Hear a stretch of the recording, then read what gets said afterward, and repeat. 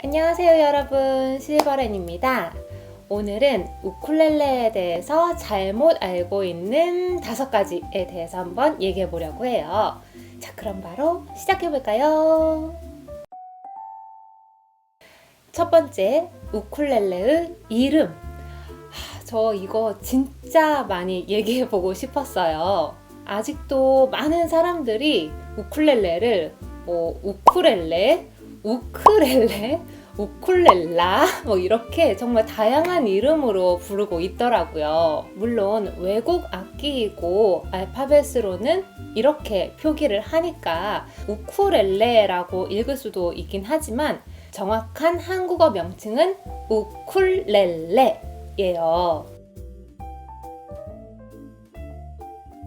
우리가 피아노라는 악기를 피아노 이렇게 쓰고 발음하지 이걸 가지고 피아노 이렇게 읽지는 않잖아요.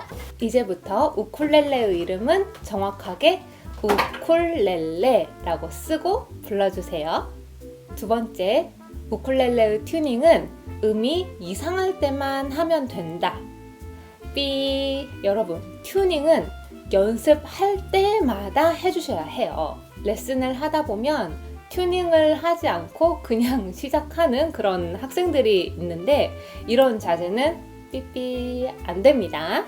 우쿨렐레는 온도와 습도에 굉장히 민감한 악기예요. 특히 온도가 조금만 높아지거나 낮아져도 음정이 굉장히 많이 왔다 갔다 하기 때문에 저도 레슨할 때 너무 추운 곳에서 하게 되거나 아니면 옆에 히터가 있거나 이러면 레슨 중간중간에도 튜닝을 계속 해줘야 돼요. 정확하지 않은 음으로 악기를 연주한다면 음감이 생기는데 오히려 방해가 될 수 있으니까 악기를 연주하기 전에 가장 먼저 튜닝 꼭 하고 연습을 시작하는 습관을 들여주세요. 그리고 튜닝을 했는데 제 악기가 자꾸 음이 풀려요 하시는 분들이 굉장히 많아요. 이건 새 악기라서 당연한 거고 이에 대한 영상은 여기 있으니까 꼭 확인해 주세요. 세 번째, 우쿨렐레를 처음 구매할 땐 콘서트 우쿨렐레를 구매하는 게 좋아요. 응? 왜? 정말 많은 분들이 콘서트 우쿨렐레를 주로 갖고 계시죠. 그런데 콘서트 우쿨렐레가 기본이다 라는 편견은 없었으면 좋겠어요. 특히 요즘 유치원이나 초등학교에서 10세 이하의 어린이가 배우는 우쿨렐레로 단체 구매를 하시는 경우가 많은데 이때 그냥 다 콘서트로 사야 한다고 하시면서 콘서트로 싹 구매를 하시는 경우가 있더라고요. 물론 6세 이하의 아주 어린 아이들도 우쿨렐레보다 더 큰 첼로라든지 기타라든지 이런 악기들을 연주할 수 있는 것처럼 더 큰 콘서트나 테너 우쿨렐레를 연주할 수 있는 건 당연하지만 좀 더 편안한 운지를 위해서 혹은 음색의 선호도에 따라서 소프라노, 콘서트, 테너 우쿨렐레 등등 각각 원하는 악기를 구매하시는 게 가장 후회 없는 선택이 될 거예요. 우쿨렐레는 무조건 콘서트? 아니에요. 네 번째, 우쿨렐레는 바디와 넥이 만나는 부분, 여기에서 쳐야 해요 라는 말 혹시 들어보셨나요?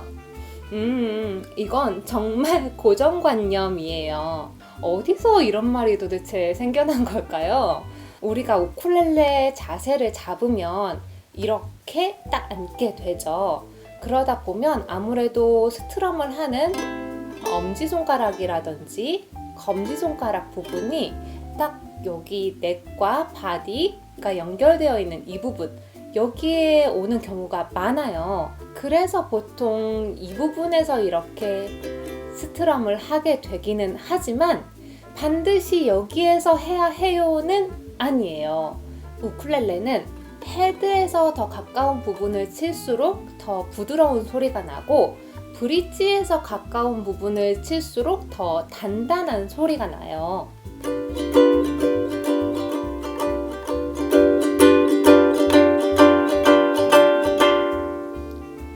그래서 그래서 내가 원하는 음색에 따라서 어디에서든 자유롭게 칠 수가 있는 거죠. 이제 여러분의 손을 더 자유롭게 해주세요. 자, 우쿨렐레에 대해서 잘못 알고 있는 이야기 마지막 5번째는요. 바로 우쿨렐레는 그냥 작은 기타라고 생각하시면 돼요 라는 얘기예요. 아니 여러분, 우리가 바이올린을 뭐 작은 비올라다 혹은 작은 첼로다 이렇게 얘기하지 않잖아요. 그런데 왜 우쿨렐레는 이상하게 기타의 축소판이라고 여겨지는 걸까요? 물론 스트로크나 연주 자세 그리고 악기의 모양새가 기타랑 많이 비슷하고, 실제로 외국에서는 어린아이들이 기타를 배워보기 전에 좀 더 운지가 편한 우쿨렐레를 먼저 가르쳐주는 경우가 있기도 해요. 그렇지만 그렇다고 해서 우쿨렐레가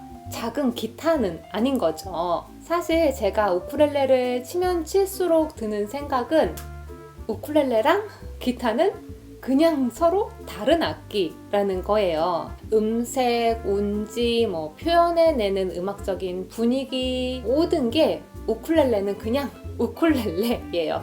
이제 우리 우쿨렐레의 독자성을 인정해주자고요. 오늘은 이렇게 우리가 우쿨렐레에 대해서 잘못 알고 있는 5가지를 얘기해봤어요. 오늘 영상이 여러분들께 도움이 되었기를 바라며 구독과 좋아요도 잊지 마세요. 궁금하신 점이 있다면 언제든지 댓글로 남겨주시고요. 그럼 우리는 다음 영상에서 만나요. 안녕!